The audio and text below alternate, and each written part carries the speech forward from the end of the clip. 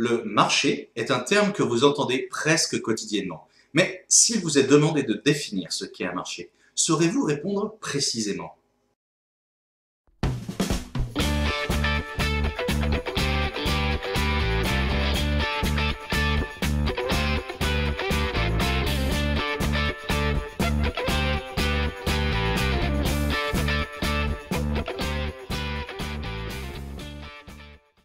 Supermarché, hypermarché, le marché du quartier, le marché de l'automobile, des ordinateurs, de l'assurance. Difficile de passer une journée entière sans être impacté par ce concept de marché qui vous implique dès que vous voulez vous procurer une baguette de pain ou simplement écouter les informations dans lesquelles les journalistes emploieront probablement ce terme.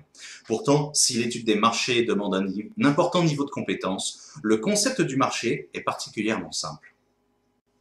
Pourquoi existe-t-il des marchés de quartier ou de village? Pourquoi les super et hypermarchés regroupent-ils plusieurs enseignes, parfois concurrentielles entre elles, en un même endroit?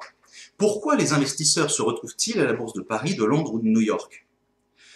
Pourquoi est-ce que les producteurs agricoles se retrouvent-ils dans des grands salons qu'ils vont savoir saturer par leurs propres concurrents?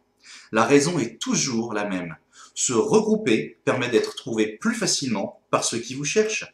Un marché est tout simplement un lieu de rencontre, qui peut être physique, comme un marché de quartier, ou virtuel, c'est-à-dire basé dans plusieurs lieux physiques en même temps, ou dématérialisé, comme sur Internet. Ce lieu de rencontre va attirer des individus ayant besoin de quelque chose, c'est-à-dire des acheteurs, ou plus précisément des demandeurs, et des individus ayant la capacité de leur proposer des biens ou des services, c'est-à-dire des vendeurs, appelés dans ce cas des offreurs. En clair, un marché est un lieu de rencontre, physique ou virtuel, entre des offreurs et des demandeurs. La proximité des offreurs et des demandeurs dans un même lieu permet à chacun de trouver ce qu'il recherche de manière plus aisée. C'est la raison pour laquelle des enseignes similaires se retrouvent généralement dans les mêmes quartiers. Alors, de quoi est-ce que l'on parle quand on parle de la loi du marché, ce terme que vous avez probablement déjà entendu désignant l'idée qu'un marché puisse s'imposer, faire sa loi sur une population? Comment un lieu de rencontre peut-il imposer quoi que ce soit? Cette question importante sera traitée plus en détail dans une future vidéo concentrée davantage sur la vision collectiviste de l'économie. D'un point de vue économique classique, le marché n'impose rien. Il est au contraire soumis lui-même aux interactions des individus selon le modèle de la loi de l'offre et de la demande. Vous pouvez retrouver notre vidéo sur cette loi économique fondamentale en cliquant ici. Si l'ensemble des marchés fonctionnent sur le même concept, cela ne signifie pas qu'ils possèdent tous les mêmes caractéristiques. Dans la vision classique et dans nos sociétés capitalistes, tous les marchés, quelles que soient leurs caractéristiques, suivent cette loi de l'offre et de la demande, déterminant la valeur d'un bien ou d'un service en fonction du nombre d'acheteurs et de vendeurs. Bien que cette notion de valeur soit au cœur de son fonctionnement, un lieu de rencontre n'a pas besoin d'être à but lucratif pour être un marché. Un demandeur est un individu ou un groupe d'individus à la recherche de quelque chose, alors qu'un offreur propose quelque chose. Un bénéfice ou un profit ne s'exprime pas toujours de manière monétaire. C'est la raison pour laquelle 4 grands types d'économies sont prises en compte pour caractériser les marchés. L'économie marchande, qui prend en compte les échanges monétaires à but lucratif, monétaires déclarés. L'économie non marchande, prenant en compte les échanges monétaires à but non lucratif, déclarés. L'économie souterraine, c'est-à-dire les échanges marchands et non marchands non déclarés. Et enfin l'économie domestique, principalement composée dans nos sociétés modernes d'échanges non monétaires. Quel que soit le type d'économie pratiquée sur un marché, si vous ne vivez pas dans une société à économie planifiée, c'est la loi de l'offre et de la demande qui s'applique quel que soit le type d'échange pratiqué sur un marché spécifique. Des lieux de rencontre aussi divers que les foires, des salons, un vide-grenier et, oui, même les sites de rencontre, les pubs ou les boîtes de nuit, sont des marchés car ce sont des lieux de rencontre physiques ou virtuels mettant librement en contact des individus avec des besoins complémentaires, offreurs, demandeurs, voire les deux à la fois.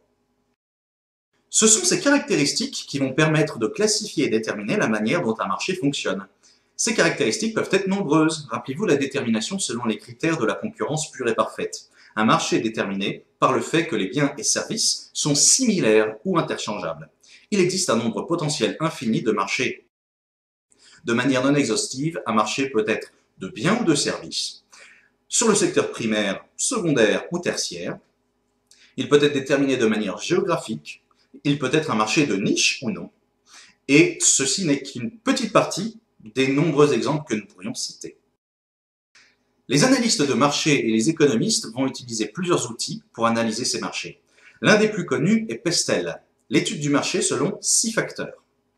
Tout d'abord politique, ensuite la situation économique, sociale, technologique, environnementale et enfin légale. Vous l'avez compris, l'utilisation du terme marché dans économie de marché nomme une société dans laquelle la création de lieux d'échange reste organique, c'est-à-dire libre et à la discrétion de chaque individu qui compose cette société. Cette organisation sociétale organique correspond au concept de l'ordre spontané, c'est-à-dire l'organisation de la société sans qu'aucune autorité ne vienne forcer ni influencer ses participants d'une manière ou d'une autre. Ce concept d'ordre spontané est qualifié d'organique car il est considéré que l'organisation de l'ensemble de la société se fait de manière naturelle, vivante. Organisme provient de la biologie. Un organisme est un individu vivant, c'est-à-dire capable de réagir à des stimuli, se reproduire, grandir et capable d'arriver à un point de relatif équilibre. Ce concept d'ordre spontané vient principalement de philosophes libéraux que nous avons déjà abordés dans de précédentes vidéos telles que David Hume, Adam Smith et Friedrich Hayek. Attention, notez bien que ces auteurs n'affirment pas qu'une organisation organique va permettre d'arriver à une stabilité de chaque marché. Bien au contraire, comme dans la nature, chaque organisme, entreprise, salarié, groupe, institution et même des marchés entiers vont être continuellement instables et va continuellement changer, être modifié. Pour ces auteurs, un marché entier peut parfaitement disparaître sans que ce soit un problème pour la stabilité de la société. L'instabilité et la possibilité de disparition des institutions est une condition sine qua non de la stabilité de l'ensemble de la société. Cette idée est l'un des points les plus importants qui opposent les économistes néoclassiques et les économistes libéraux. Bien entendu, comme dans tout sujet de sciences sociales, tous les auteurs ne sont pas en accord. Nous rentrerons davantage dans les détails dans de futures vidéos, mais pour simplifier, les opposants à l'économie de marché sont en faveur d'une économie planifiée. Économie planifiée signifie une société dans laquelle les marchés ne sont pas libres de se faire et de se défaire. Les individus sont forcés ou influencés pour se comporter d'une certaine manière. Les partisans de l'économie planifiée considèrent qu'une société humaine ne peut pas fonctionner comme un organisme vivant. L'idée de l'ordre spontané, basée sur une société organique, ne pourra mener qu'au chaos à terme, favorisant les inégalités, menant à une société structurée autour d'un ordre de dominant face aux dominés. Afin d'éviter d'arriver à ce point, ces penseurs considèrent qu'il faut mettre en place une société à organisation mécanique, c'est-à-dire penser et organiser sur un plan collectif global plutôt que de laisser chaque individu décider ce qu'il veut acheter ou vendre sur le ou les marchés qu'il souhaite. Attention, ça ne signifie pas qu'il n'existe plus de marché. Il faut bien savoir où vous pouvez aller pour vous procurer ce dont vous avez besoin. Cependant, ces marchés sont fortement contrôlés, ne sont pas libres d'apparaître et de disparaître, et la loi de l'offre et de la demande ne s'y applique plus, car les prix et les quantités produites sont strictement contrôlés. Cette idée d'économie planifiée a été défendue par de nombreux auteurs à travers l'histoire, dont plusieurs que nous avons déjà abordés dans de précédentes vidéos telles que Karl Marx ou les Français Émile Durkheim et Pierre Bourdieu. Nous reviendrons plus en détail dans une future vidéo sur ces concepts d'organisation mécanique et organique. Retenez simplement que les libéraux partisans d'une économie de marché favorisent une société organique dans laquelle chaque individu est libre d'échanger sur les marchés de son choix. Les partisans d'une économie planifiée pensent qu'une société organique va mener à une société de hiérarchie opposant dominant et dominé, et considèrent que les marchés ne doivent pas être libres de fonctionner. Il faut les structurer et les planifier. Un marché est simplement un lieu de rencontre physique ou virtuelle entre des acheteurs et des vendeurs. Leurs interactions complémentaires vont s'exprimer à travers la loi de l'offre et de la demande. Les types de marchés sont potentiellement infinis, bien qu'ils suivent toujours ce même concept. La liberté d'interaction des individus en son sein est la caractéristique principale de l'économie de marché, c'est-à-dire le système capitaliste moderne.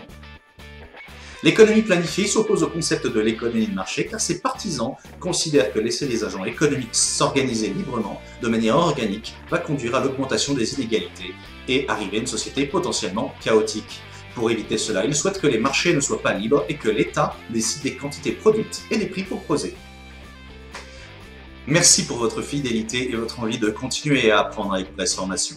Au-delà de nos cours en ligne pédagogiquement originaux, notre activité principale consiste à proposer des cours particuliers pour adolescents et jeunes adultes ayant besoin d'une pédagogie personnalisée à la suite d'un traumatisme scolaire ou ayant une différence neurologique telle qu'autisme, surdouance ou différents types de 10 qui rend une scolarisation classique difficile.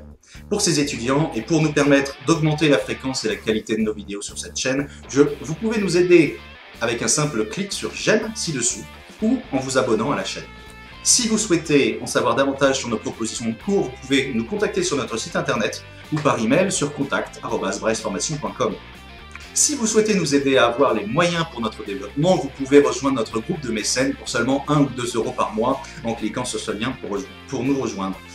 tipeee.com/brestformation. Encore merci à ceux qui font déjà partie de nos donateurs et en particulier à nos premiers mécènes officiels. Ceci est possible grâce à vous.